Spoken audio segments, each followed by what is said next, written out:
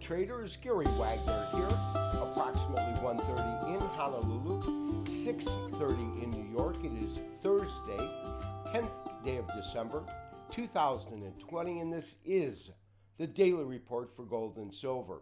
We had fractional gains in both gold and silver today. That was mostly due to dollar weakness, which we will discuss in detail.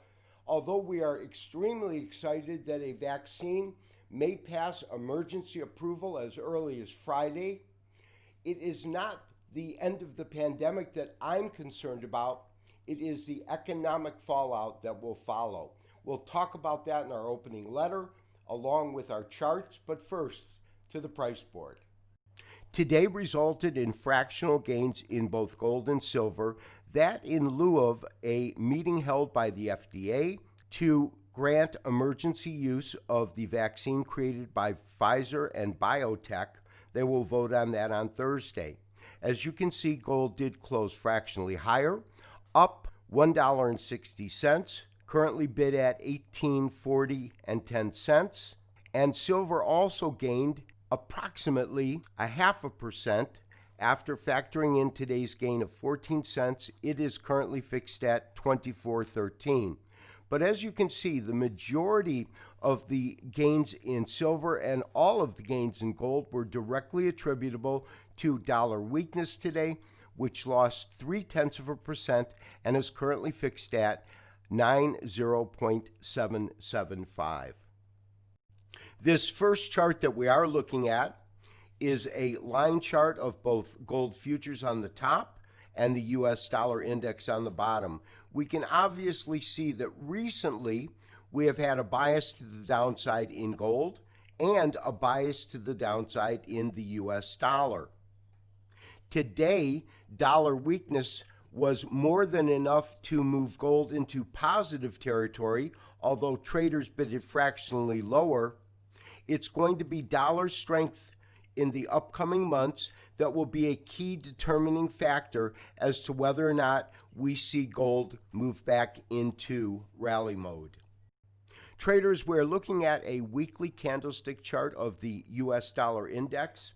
On this, I do have one Fibonacci retracement, which begins at these lows when the dollar traded at 88. This occurred, of course, in 2018, up to the highs of 104, and that came in at the end of 2019. What is key is that the last couple of weeks we have seen dollar weakness take us below a key and critical area. That is the 23% retracement on this particular data set, which means that on a technical basis, there really isn't strong support for the dollar until we hit these lows that come in approximately at 88. That means we could see the dollar drift approximately 2% lower before finding support. We are looking at a daily candlestick chart of the continuous contract of gold futures. We can absolutely see the last bullish move that we witnessed.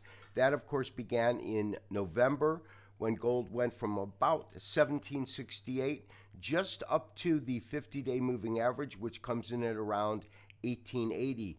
That is certainly where resistance has been, and I believe major resistance is still at. However, prior to us seeing gold move to that point, it has to take out the 38.2% retracement, which occurs at 1846. Of course, we currently have gold at 1840.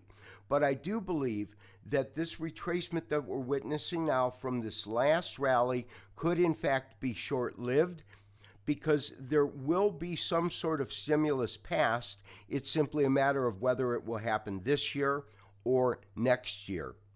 In attempts to determine a valid technical price point that we could see gold fall to if this correction continues, I've created a very, very short-term Fibonacci retracement that is only looking at this leg of the rally. In other words, when gold moved from 1760 up to the 50-day moving average. As you can see, we are just above the 38.2%, which would be a very shallow retracement if it were to find support in this area. If it continues to trade under pressure, The next level we would look at would be 850% retracement, and of course 1810, which is the 61.8% Fibonacci retracement of this most recent leg of this bullish rally. So I do believe we will see it short-lived, but these are the price points we want to look at if in fact we continue to see gold drift lower.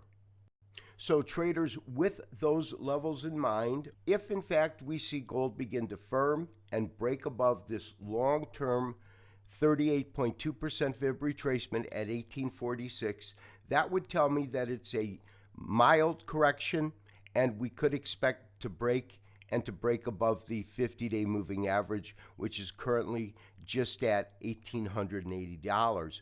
If we see continued downside pressure due to the vaccine news, then we would look at the various areas that I just spoke about, which is 1823 and 1810, 1810 being the critical area that I would expect it to drop to if we have what is known as a deep retracement. My recommendation is to remain flat with no active trades and let the dust settle as we go through the next steps to fiscal stimulus and implementation of a vaccine. This has been Gary Wagner, wishing you as always good trading. We will talk to you tomorrow for the weekly wrap-up and review. Bye-bye.